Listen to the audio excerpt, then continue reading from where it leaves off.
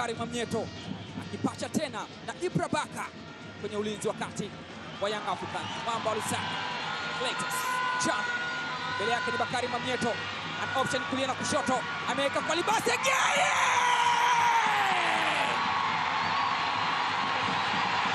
Mara ngapi umeshuhudia jua likichomoza wakati bado giza halijaondoka?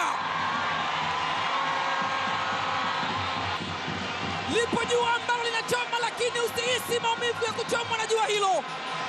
Wanahisi mashabiki wekundu wa Msimbazi Simba waliofanya makosa Young Africans. Akashika bakora Mwamba Lusaka Chama, alikuwa na option kulia na kushoto, alipoona ni upande wake wa kulia na Libase Geye akasema hakuna kujiuliza mara mbili, siwezi kufanya makosa. Anaiandikia Simba goli la kuongoza. Makosa aliyofanywa na Israel Patrick Mwenda. Clatous Chota Chama lecturer akatoa darasa la namna gani pasi inapigwa kwenye nafasi bila kulisivu. Libase Geye anamtesa Djigui Diarra, macho yake anageuka na kutazama, nyeupe limezama kwenye nyavu. Bao la kwanza. Atibua mipango Jospin Loemba, Libase Geye anautenga tena kumwekea Ino. Jospin Loemba anaweka mpira wa cross ndani, huku unakataliwa mara mbili na Baka pamoja na Mwamnyeto. Hatari haijaondoka, Bundi anaendelea kulia msibani.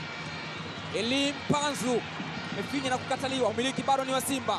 Chama kwa Elie Mpanzu, anaunyanyua Chama!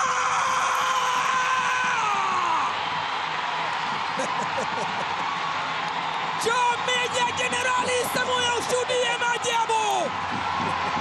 Na ni maajabu yanayotoka kwa aliyezoea kufanya maajabu. Anayefurahi ni Steve Becker, anayeghadhibika ni Pedro Gonçalves. Hakuona hiki kikija. Angalia kazi anayoifanya Elie Mpanzu. What a magic! Nini hiki? Nini kinatokea? Pasi ya kuchuchumia ya Elie Mpanzu, and what an acrobatic from Clatous Chota Chama. Clatous Chota Chama kwao ni ndola, lakini anaonyesha namna ambavyo anaweza kuadhibu waajiri wake wa zamani. Ni huyu hapa Kibisawala, imepigwa kutoka Kongo na inamaliziwa ndola Zambia, inakaa kwenye net. Ni Maxi katika umiliki, anajaribu kuweka cross ndani huko, bado Dube!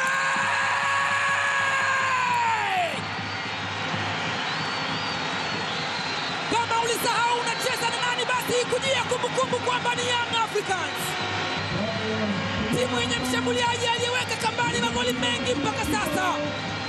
Goli la 9 la Prince Mpumelelo Dube, ambalo linampa matumaini Pedro Gonçalves, ambalo linawapa maswali ya kujiuliza wekundu wa Msimbazi Simba. Angalia crossing, angalia ufundi wa Maxim Pia Nzengeli. Makosa wakayofanya Simba, akayofanya Ismail Toure, aliyeshika fimbo na kuchapa alikuwa ni Prince Dube Mpumelelo. 50 kwa 50. Tanja Kasali alifika, lakini alikuwa ni mwamba Lotea. Washambuliaji wa Young Africans, anaekewa Depu nyuma ya mgongo wa Rushen Deriek. Depu! Kazi bora ameifanya Depu kutoka kwa superstar Laurindo Aurelio Depu. Nafasi imetengenezwa kutokea bench na shuti ambalo limetoka mguu wa kulia kutoka kwa Depu, akituma salamu kwa Tanja Kasali na kuwa kona ya kwanza kwa Young Africans. Toka kona ndani huko inagonga kichwa, lakini imerejea tena kwa mpigaji wa kona Alan Okello. Okello na kona nzuri ndani huku inakataliwa, inatolewa nje, inazaliwa kona nyingine. Nawekwa kona tena ndani, anatoka Kasali, wanaocheza pamoja na walinzi wake wanaondosha hatari. Wamefagia lakini bado taka zingali kwenye kibaraza cha Simba. Pacoma anaweka cross, and what a goal from the captain himself, Bakari Nondo Mwamnyeto.